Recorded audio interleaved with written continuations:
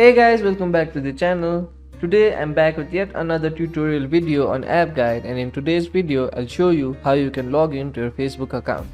So you have a Facebook account where you're connected to your friends and families, and you have posted pictures and other memorable posts you have made, and you want to log into that Facebook account but you can't figure out how you can do it.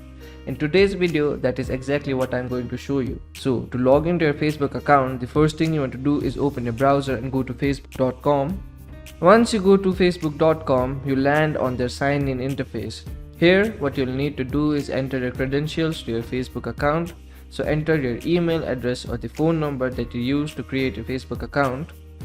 Once you enter your email address, you'll have to enter the password to your Facebook account. So go ahead and enter your password.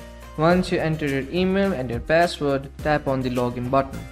Once you tap on the login button, you'll successfully log into your Facebook account. Now you can enjoy using Facebook and connect to your friends and families again.